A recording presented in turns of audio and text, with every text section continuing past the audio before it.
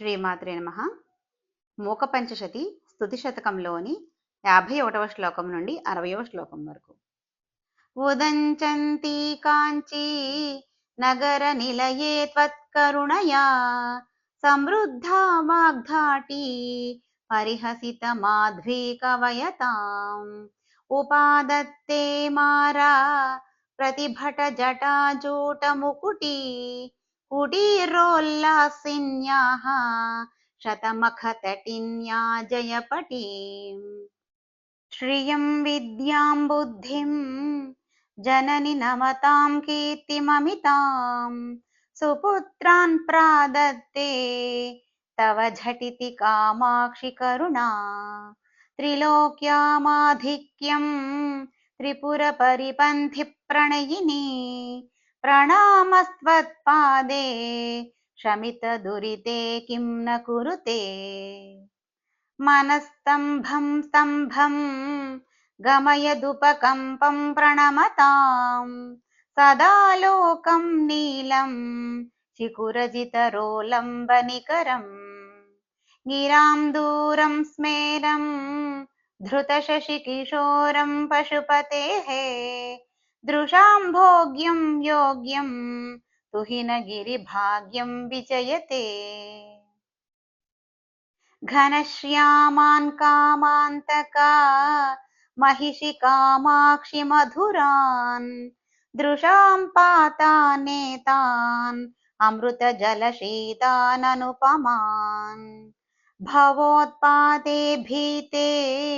మయి వితరనాథే దృఢభవన్ మనశ్శోకే మూకే హిమగిరి పతాకే కరుణయా నతానాం మందానాం భవనిగళ బంధాకులధియాం సదాంధ్యం వృందానాం అభిలషిత సంతానలతికాం చరంతీం కంపాయాః తటభువి సవిత్రీం త్రిజగతాం స్మరామస్తాం నిత్యం స్మరమథన జీవాతు కలికాం పరా విద్యా హృద్యా శ్రితమదన విద్యామరకతా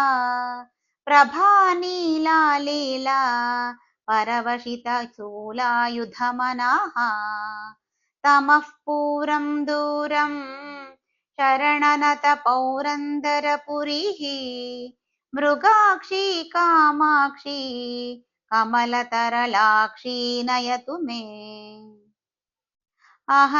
అహంతాఖ్యామత్కం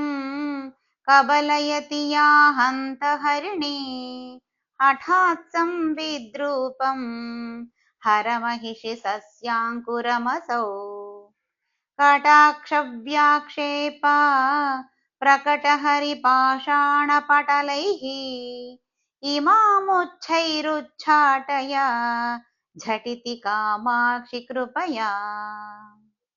బుధే వా మూకే వా తవ పతతి యస్మిన్ క్షణమసౌ కటాక్షః కామాక్షి ప్రకటజడిమక్షోదపటిమా కథం కారం నాస్మై కరముకుళచూడాలముకుటా నమో వాకం బ్రూయుః నముచి పరిపంథి ప్రభృతయః ప్రతీచీం పశ్యామః ప్రకటరుచి నీవారకణికా ప్రభాసధ్రీచీనాం ప్రదళిత షడాధార కమలాం చరంతీం సౌషుమ్నే పథి పరపదేందు ప్రవిగలత్ సుధార్ద్రాం కామాక్షీం పరిణత పరంజ్యోతిరుదయాం జంభారాతి ప్రభృతి ముకుటీః పాదయోః పీఠయంతి గుంఫాన్ వాచాం కవిజనకృతాన్ స్వైరమారామయంతి శంపాలక్ష్మీమణిగణరుచాం పాటలైః ప్రాపయంతి కంపాతీరే కవిపరిషదాం జృంభతే భాగ్యసీమా